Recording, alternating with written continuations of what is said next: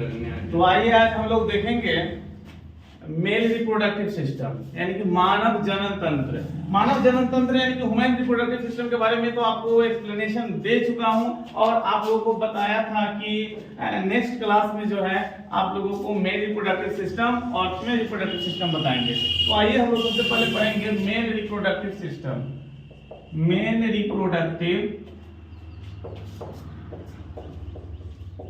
Reproductive system, marker को बुखार लग गया है। मेल रिप्रोडक्टिव सिस्टम, तो मेल रिप्रोडक्टिव सिस्टम में आपको बताएंगे कि इससे रिलेटेड जो है बोर्ड में यानी कि जो आपके 12th के एग्जाम होंगे उसमें भी ऑब्जेक्टिव क्वेश्चंस पूछे जाते हैं और आपको जो कैरियर में जो अगर आप मेडिकल के क्षेत्र में जाना चाहते हैं तो उसमें भी आपको ये इम्पोर्टेंट है टॉपिक। और ऐसे भी नॉलेज के लिए अपने दैनिक जीवन में या मतलब नॉलेज के लिए तो आपको जाना जरूरी है।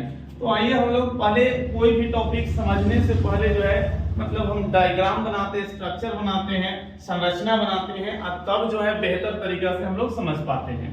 तो किस तरह से जो है मेल रिप्रोडक्टिव सिस्टम का कौन सा ऑर्गन क्या होता है, कैसा होता है और क्या उसका फंक्शन है, काम है, इन सारी चीजों को हम लोग देखेंगे और इस सारी पॉइंट पर हम लोग बात करेंगे। तो डायग्राम बनाएंगे यानी कि स्ट्रक्चर बनाएंगे मेल रिप्रोडक्टिव सिस्टम का। मार्कर को बुखार लगा तो कैसे होगा?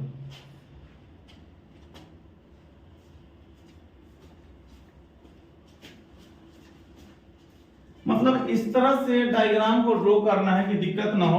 ऐसे शॉर्ट में आप लोगों को हम बताना चाहेंगे, समझाना चाहेंगे ताकि आप लोग को मतलब डिफिकल्ट भी ना लगे और इजी वे में बन जाए। तो देखिए इस तरह से हम लोग ड्रॉ करेंगे। देखिए किस तरह से जो ड्रॉ करेंगे कि दिक्कत भी नहीं होगा और इजीली आप लोग बना सकिएगा इसको। अब देखिए इस तरह से जो है हम लोग मेल रिप्रोडक्टिव सिस्टम को डायग्राम को जो है हम लोग ड्रॉ करेंगे।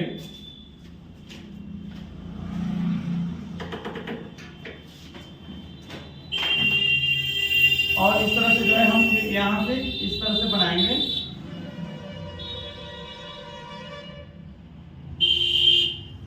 ऐसा डायग्राम बनाएंगे कि हम लोग को दिक्कत नहीं हो और इजी वे में बन भी जाए और हम लोग को याद भी रहे। इस तरह से बनाना है।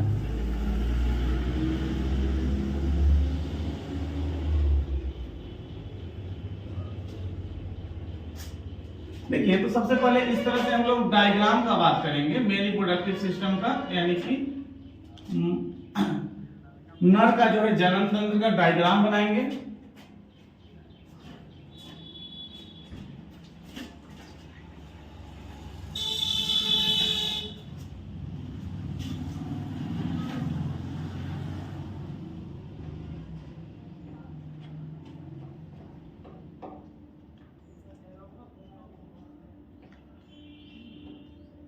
ये जो है इस तरह से हम लोग ड्रॉ करेंगे।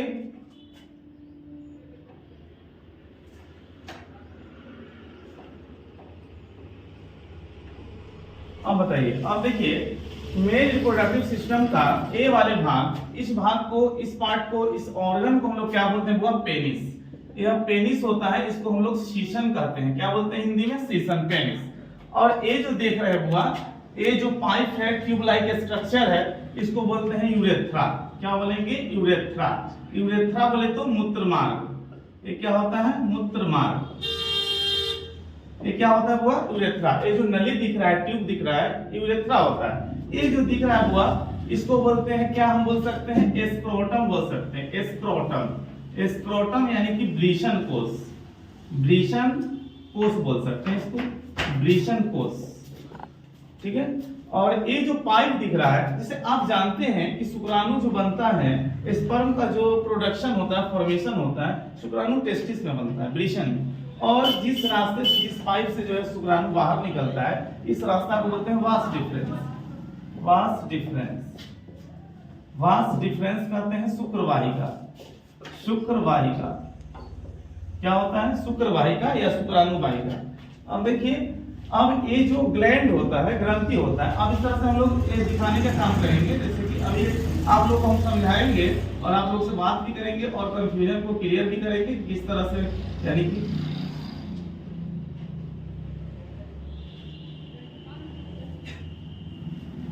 देखिए ये जो नली जो लगा हुआ है, यह नली, इसको बोलते हैं यूरेटर। यूरेटर बोलते हैं, यानी कि मूत्र नलिका। मूत्र नलिका यूरेटर है, मूत्र नलिका। ये जो इसको बोलते हैं urinary bladder. Urinary bladder, urinary bladder यानी कि मूत्राशय। ये जो ग्लैंड है इसको बोलते हैं प्रोस्टेट ग्लैंड। प्रोस्टेट ग्रंथि, प्रोस्टेट ग्रंथि यानी कि प्रोस्टेट ग्लैंड। प्रोस्टेट ग्लैंड है। अब देखिए हुआ ये छोटा सा ग्लैंड है, देखिए ज्यादा लिखने के बाद क्या हो जाता है, बहुत पेचीदा हो जाता है जगह के अभाव के कारण।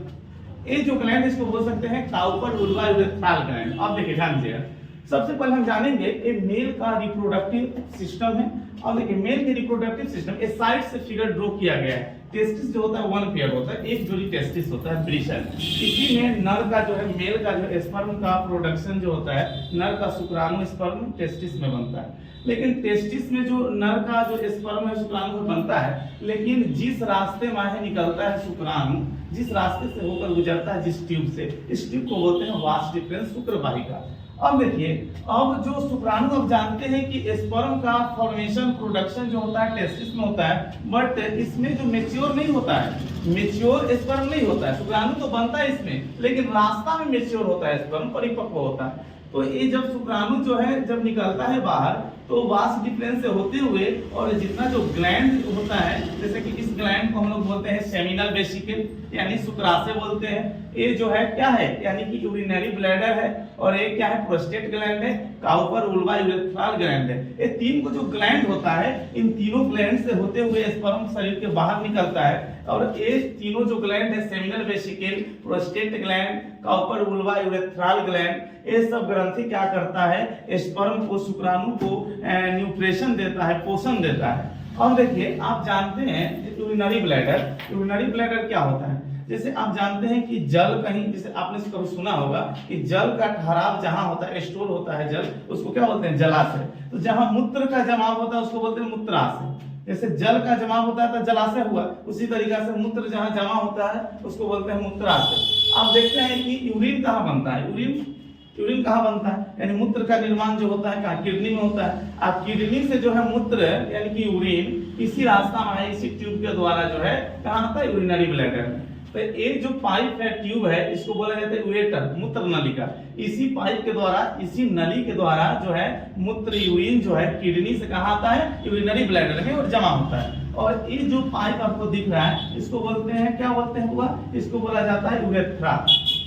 ठीक है, यूरेथ्रा बोला जाता है। मूत्र मार्ग, मार्ग मतलब रास्ता, देखते हैं ना, कहा फलाना मार्ग, चिलाना मार्ग, मार्ग मतलब रास्ता होता है। तो मूत्र का एक मार्ग है, इसलिए इसको बोलते हैं मूत्र मार्ग। इसमें मूत्र भी निकलता है, यूरिन भी निकलता है, स्पर्म भी निकलता है। लेकिन कब स्पर्म निकलेगा और कब मूत्र निकलेगा, यह जिम्मेवारी किसको होता है, प्रोस्टेट ग्लैंड को। यह जानकारी किसको होता है, प्रोस्टेट ग्लैंड का रिस्पॉन्सिबल होता है कि कब मूत्र को निकालना है, कब स्पर्म शुक्राणु को निकालना है। यानी कि एक गेट का काम करता है, वॉचमैन, कब मूत्र को निकालना है, कब शुक्राणु को निकालना है, इसका जिम्मेवारी होता है। ठीक है, तो ये सब ग्लैंड जो होता है, आपको पहले हम बता दें कि स्पर्म का फॉर्मेशन जो होता है टेस्टिस में होता है, लेकिन ये रास्ते से होकर के गुजरता है, उस रास्ता को बोलते हैं क्या, शुक्रवाहिका वास डिफरेंस। और ये जब शुक्राणु बाहर निकलता है तो ये रास्ता में मैच्योर होता है, परिपक्व होता है, इन सभी ग्रंथियों से गुजर के तब बाहर आता है। अब एक बात बताइए, शुक्राणु कहाँ बनता है, लड़कों में शुक्राणु का निर्माण, जो शुक्राणु होता है, शुक्राणु तो आप जानते हैं कि वृषण में बनता है,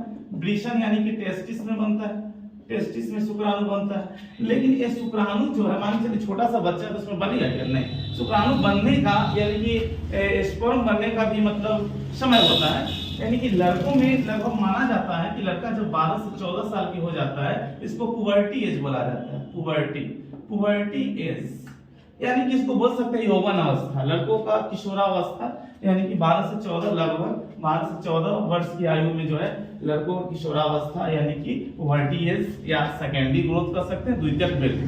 तो द्वितीयक वृद्धि जब होता है लड़कों का, तो उसमें आप जानते हैं कि उसके जो लड़का का जो टेस्टिस होता है, उसमें एक हार्मोन बनता है जिसका नाम है टेस्टोस्टेरोन। इस हार्मोन का नाम है टेस्टोस्टेरोन। इस टेस्टोस्टेरोन हार्मोन के बनने के कारण लड़कों में कुछ चेंजिंग आते हैं, चेंजिंग देखने को मिलता है, कुछ बदलाव होता है। इसको हम द्वितीयक वृद्धि कहते हैं। लड़कों में द्वितीयक वृद्धि कब होता है? लगभग 12 से 14 वर्ष की एज में। इस एज को पुबर्टी एज कहा जाता है, एडोलसेंट एज भी कहते हैं, इसको एडोलसेंट एज भी कहते हैं, पुबर्टी एज कहते हैं, यौवन अवस्था, किशोरावस्था। अब इसमें क्या होता है कि इसके टेस्टिस में क्या बनता है? बोलिए, इसके टेस्टिस में क्या बनता है? एक हार्मोन रिलीज होता है, इसका नाम है टेस्टोस्टेरोन। इस हार्मोन की वजह से रिलीज होने के कारण क्या होता है?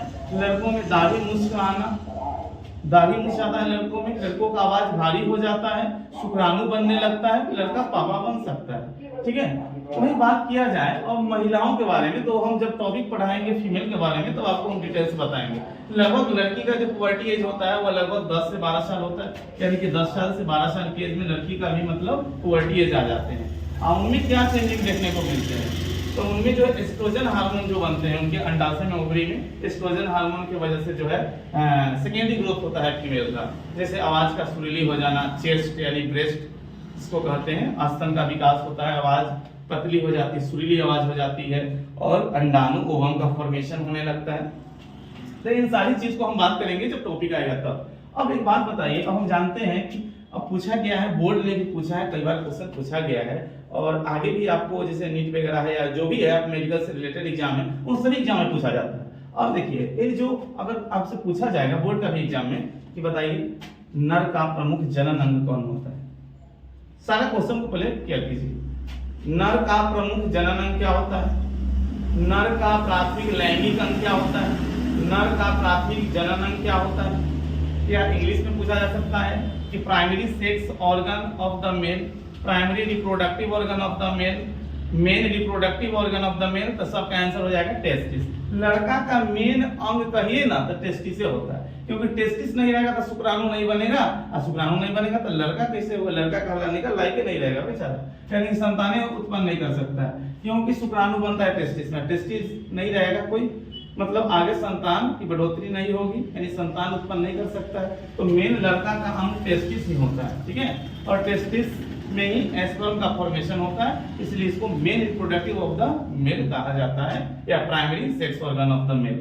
तो ये टेस्टिस हुआ। एक बात जानते हैं, कुछ बात जानने की आवश्यकता होती है जो हम लोग नहीं जानते हैं और हमारे शरीर से रिलेटेड है, या कहने का मतलब है कि हमारे मतलब हम मनुष्य हैं या कोई भी जीव जंतु है, उसके बारे में जानकारी होना हम लोग को जरूरी है। जैसे आप बताइए, आपने कभी देखा होगा जैसे जो गौट होता है, जो बकरी जिसको कहते हैं, तो उसका बकरी का जो एक मेल होता है, उसका बच्चा जो मेल होता है देखते होंगे, तो उसका जो डॉक्टर जो झोला छाप जो डॉक्टर होते हैं उनको देखिएगा ब्लेड से चीर के उसका टेस्टिस निकाल लेते हैं। मतलब बकरी का बेटा कह सकते हैं, बकरी का बेटा का जो ऑपरेशन करता है टेस्टिस का, तो उसमें से क्या निकाला जाता है? टेस्टिस निकाला जाता है। तो टेस्टिस निकाला, जिसको खसी कहते हैं देहाती भाषा में, जो भी हो उसको टेस्टिस कहते हैं। तो खसी का जो ऑपरेशन करके जो निकाला जाता है वो टेस्टिस होता है। अब बेचारा का न रही बांस न बजी बांसुरी, अब वो पिता नहीं बन सकता है, ठीक है। तो अब क्यों किया जाता है, नहीं किया जाता, ये हम नहीं बताएंगे। ऑपरेशन जो किया जाता है खसी का, वो टेस्टिस निकाला जाता है।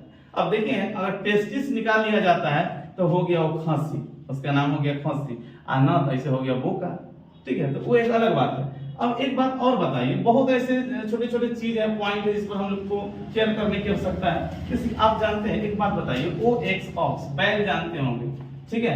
बैल बताइएगा, बैल किसका बच्चा होता है? बैल किसका बच्चा होता है? बैल जो है काऊ का बच्चा होता है, यानी गाय का ही बच्चा होता है। तो बताइए, गाय के बच्चा जब फीमेल रहते हैं तो काऊ ही हो जाते हैं, लेकिन जब मेल होता है गाय का बच्चा, जब मेल होता है तो मेल क्या क्या हो सकता है? यानी कि सांड होता है, जो खुले में देखते हैं वो सांड होता है। और वही जो बच्चा जो मेल है गाय का बच्चा, और उसका टेस्टिस निकाल लिया जाता है तो वही बैल बन जाता है। यानी कि गाय का जो बछड़ा होता है, बच्चा होता है, तो अगर टेस्टिस नहीं निकला तो सांड हो गया, और टेस्टिस निकल गया तो क्या हो गया? बैल हो गया। तो ये छोटे छोटे पॉइंट है, आप लोग इसको केयर करें, फिर जो है नेक्स्ट क्लास में